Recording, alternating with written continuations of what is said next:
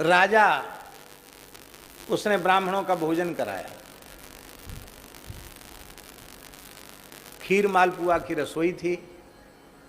दुर्भाग्य से कोई सर्प उस खीर उबलती हुई खीर में गिर गया और वो मर गया। खीर विषाक्त हो गई, राजा को पता नहीं था और लगभग 1000 ब्राह्मणों ने खीर खाई, वो सबके सब मर गए, सबकी मृत्यु हो गई। तो ब्रह्म हत्या लगी। एक ब्राह्मण नहीं, कितने ब्राह्मण? 1000 ब्राह्मण, 1000 ब्राह्मणों की हत्या लग गई। तो राजा बहुत दुखी हुआ, पता चला कि सर्प मर गया था। बाद में पता चला जब सारी खीर नीचे खंगाली गई, आखिर हुआ क्या? खीर का परीक्षण कराया गया वैद्यों के द्वारा, तो उसमें विष था। अब बहुत दुखी हुआ राजा, इतना दुखी हुआ कि अन्न जल त्याग कर गंगा जी के तट पर बैठ गया कि अब प्रायश्चित तो मेरा कोई है नहीं, बस अनशन करके अपने प्राणों का ही त्याग गंगा जी के तट पर कर दूंगा। 3 दिन तक अन्न जल त्याग करके वहां बैठा रहा। चौथे दिन एक ब्राह्मण गया, उसने राजा से कहा, महाराज मेरी बेटी विवाह के योग्य है, आप धन दे दीजिए कि मेरी पुत्री का विवाह हो जाए। तो राजा ने हृदय से राज्य का त्याग कर दिया था, इसलिए उसने कहा कि अब तो मैं राज्य की तो चले क्या, मैं तो अन्न जल का भी त्याग करके बैठा हूँ और यहाँ मरने के लिए गंगा जी के तट पर बैठा हूँ, इसलिए मैं, आप शरीर से कहो तो मैं आपकी कोई सेवा कर सकता हूँ, बाकी अब मेरे पास मेरा कहलाने के लिए कुछ भी नहीं है जो मैं आपकी सहायता कर सकूं। आप चाहिए राज्य में जाइए, जो लोग संभाल रहे हैं उनसे मांगिए, वो जरूर देंगे, अब ये मेरा प्रकरण नहीं है। इतना सुनते ही वह ब्राह्मण क्रोध से आग बबूला हो गया और उसने चिल्ला चिल्ला कर गालियां बकना शुरू किया। बोले, रे नीच दुष्ट, बड़ा भारी अनशन व्रत लेके महात्मा बन के यहाँ बैठा है, लंगोटी लगा के बैठा है, 1000 ब्राह्मणों की हत्या करने के बाद अब ये 100 चूहे खाए बिलारी जपने बैठी, अब यहाँ माला फेरने बैठा है। राजा ने सिर झुकाया, सब कुछ सुनता रहा, एक शब्द का भी उत्तर नहीं दिया।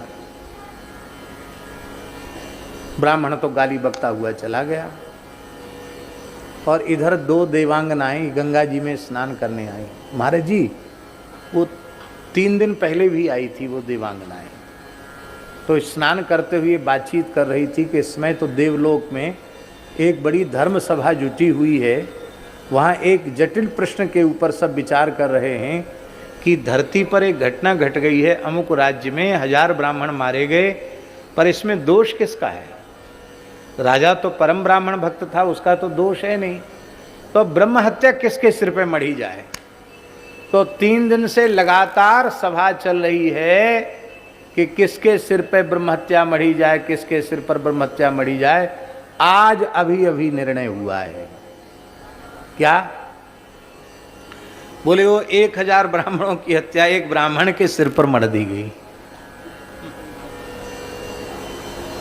राजा के कान खड़े हुए, किस ब्राह्मण के सिर पर? अरे बोले, वही जो थोड़ी देर पहले गाली दे के गया कि 1000 ब्राह्मणों की हत्या करके अब तू भजन कर स्वांग रच रहा है, ढोंग रच रहा है। ये है यत अधर्म कृत स्थानम सूचकस्यापि, जो कभी किसी की निंदा नहीं करता वो किसी के भी पाप में सहभागी नहीं होता है। एक राजा दुष्ट प्रकृति का था, दक्षिण भारत गोदावरी तट की घटना है, अनिरुद्धाचार्य जी। वो महात्मा गोदावरी के तट पर रहते थे और वो नगर में जाते थे भिक्षा लेने के लिए। उनका नियम था, जो कोई मनुष्य सामने आ जाए उसी को नारायण कहकर भिक्षा मांगते थे। परमहंस महात्मा थे, जो मिल जाए। उन्होंने अपना भिक्षा पात्र आगे किया। सौभाग्य की बात, एक दिन राजा सामने आ गया। पहले पहले राजा ही सामने तो भिक्षाम दे, भिक्षा पात्र बढ़ाया तो राजा दुष्ट प्रकृति का था, वो साधु ब्राह्मणों के प्रति सद्भाव नहीं रखता था। उसने अपने नौकर को कहा, डाल दे, लीद से भर दे इसका भिक्षा पात्र। तो राजा के घोड़े ने लीद किया था, नौकर ने उठा के लीद महात्मा के भिक्षा पात्र में डाल दी घोड़े की। वो लीद लेकर गया और महात्मा कुछ नहीं बोले। एक ही दिन भिक्षा लेंगे और एक ही व्यक्ति से लेंगे, द्वारा लेना नहीं, नियम था उनका। अब खाने योग्य चीज़ न ली जाएगी, अखाद्य थोड़ी लिया जाएगा। तो भिक्षा लेके आए, अपने कुटिया के बाहर पटक दी, गोदावरी के जल में भिक्षा पात्र को धो लिया और केवल जल पी करके भजन करने लगे। कुछ काल पश्चात राजा जंगल में शिकार खेलने गया तो राजा ने देखा कि वहाँ एक घोड़े की लीद का पहाड़ लगा हुआ है। पहाड़, उसको बड़ा आश्चर्य हुआ कि जंगल में इतने घोड़े कहाँ से आए। और घोड़े आए तो घोड़े जंगल में घोड़े लीद करते, जो जगह जगह करते, ये इकट्ठी किसने की यहाँ? इतनी पहाड़ हो गया घोड़े की लीद का, इतनी लीद इकट्ठी कहाँ से हुई? एक कुटिया दिखाई पड़ी, चले महात्मा से पूछें। वो भूल गया था कि वही महात्मा है।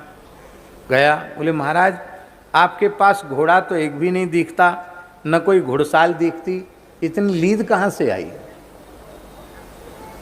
बोले महाराज आपका ही प्रसाद है, आपका दिया हुआ है ये सब। तूणे नैक शरक करेण दशधा संधान काले शतम चापे भूत सहस्र लक्ष गमने कोटिश्च कोटिर्वधे अंते चार्व निखर्ब बाण निकरई सीतापते क्षोभितम एतद बाण पराक्रमश्च महिमा सतपात्र दानम यथा। जैसे राम जी का बाण बढ़ता है ऐसे ही सतपात्र को दिया हुआ दान बढ़ता है। तो आपने हमको जो दिया था वही बढ़ रहा है। कितना बढ़ेगा महाराज? इतने जल्दी पहाड़ हो गया तो कितना बढ़ेगा? महात्मा हंसते हुए बोले इतना बढ़ेगा कि तेरा सारा राज्य इसी लीद में दबकर समाप्त हो जाएगा। अब तो वो कांप गया। बोले महाराज मैं तो अपराधी तो था, लेकिन अब मेरा मस्तिष्क परिवर्तित हो चुका है। अब मुझे कुछ ऐसा करो कि मैं ये लीद घटे, बढ़े नहीं। तब उस राजा ने महात्मा से दीक्षा ले ली, भजन में लग गया। तो लीद बढ़ना तो बंद हो गई, लेकिन वो घटे नहीं, जितनी की ज्यों की त्यों रही आई, बड़ी पहाड़ के जैसी लीद। तो राजा ने कहा महाराज ये बढ़ तो नहीं रही, ये बात तो अच्छी बात है, पर घट भी नहीं रही, क्या बात है? बोले तुम्हारी निंदा सब लोग करें तो ये घटने लग जाएगी। अब निंदा के योग्य काम करना नहीं हो, निंदा सब लोग करें तो क्या उपाय है? तो राजा ने अपने पुरोहित की विवाह के योग्य पुत्री को अपने महल में अपनी पुत्री के पास रखा और कहा देखो हमारे कुल पुरोहित की बेटी है, अपनी बड़ी बहन मानकर बहुत लाड़ प्यार से रखना, बस कुछ समय तक रनिवास से बाहर नहीं निकलने देना। 2-3 दिन के बाद ब्राह्मण आया, बोला हमारी बेटी, तो नौकर चाकरों ने फटकार के भगा दिया। अब वो ब्राह्मण बड़ा दुखी हुआ, पूरे नगर में हल्ला मच गया कि राजा तो धर्मात्मा का स्वांग रचता था, पर राजा की बुद्धि तो पहले जैसी ही है। बताओ, पुरोहित की युवा कन्या को अपने महल में रख लिया। ऐसी बातें जल्दी फैलती हैं और निंदा होने लगी तो लीद घटने लगी। घटते घटते बिल्कुल घट गई, पर एक तसला लीद बच गई। तो राजा रोज जाकर जंगल में लीद देखता था। उसने कहा एक तसला कैसे बच गई? महात्मा से पूछा गुरुजी एक तसला कैसे बची है? बोले आपके नगर में एक बुढ़िया रहती, वो कभी किसी की निंदा नहीं करती, इसलिए उसने तुम्हारे पाप में हिस्सा नहीं बटाया। वो भी यदि निंदा करे तो ये लीद खत्म हो जाएगी, नहीं तो ये लीद तो तुमको फिर दूसरा जन्म लेकर खानी पड़ेगी। लीद वाला कीड़ा बन के खानी पड़ेगी इसको, गुबरीला कीड़ा कहते उसको। राजा ने कहा निंदा करवाना तो बहुत सरल बाएं हाथ का खेल है। तो राजा अपना वेश बदल करके बुढ़िया के पास गया। बुढ़िया भाड़ झोंकने का काम करती थी, भाड़ भूंजने का काम। तो बुढ़िया जो है अपने चना वना सब अमनियाँ कर रही थी। तब तक राजा रात्रि में छद्म वेश में पहुँचा, छिपे हुए वेश में पहुँचा। पहुँच करके बोला कि माताजी मैं कुछ आपकी सहायता करूँ, सेवा करूँ? नहीं, मैं अपना काम में किसी को सहभागी नहीं बनाती हूँ, अपना काम अपने हाथ करती हूँ, मैं किसी का सहयोग सहायता नहीं, मैं गरीब नहीं हूँ, अपने ढंग से अपना उतना ही गुजारा कर ले तो जितने में हमारा गुजारा हो जाए। नहीं नहीं माता, नहीं नहीं बिल्कुल छो मत मेरा सामान। तो वो बैठकर बोला कि माताजी आप तो अपने काम में व्यस्त हैं, आपको पता नहीं कि नगर में क्या हो रहा है, यहाँ का खबरदार आगे नहीं बोलना। वो एक तसला लीद तो तुझे खानी ही पड़ेगी, मैं तेरे पाप में सहभागी बनने वाली नहीं हूं। राजा ने बुढ़िया के चरण पकड़ लिए, बोले बिना कहे तुम्हें कैसे पता चला कि तसला भर लीद एक बाकी है तुम्हारे हिस्से की, कैसे पता चला? उसने कहा मैं किसी की भी निंदा नहीं करती, अनिंद्य की निंदा तो नहीं ही करती हूं, निंदा के योग्य व्यक्ति की भी निंदा नहीं करती। यही कारण है कि मैं सर्वथा निष्पाप हूं और अनिंदा व्रत के कारण मुझे त्रिकालज्ञता प्राप्त हो चुकी है, परमार्थ परतत्व का बोध हो चुका है, इसलिए मैं तुम्हारे पाप में हिस्सा नहीं बिठा सकती, उतनी लीद तो तुमको खानी ही पड़ेगी। इसलिए भैया कभी किसी की निंदा मत करो।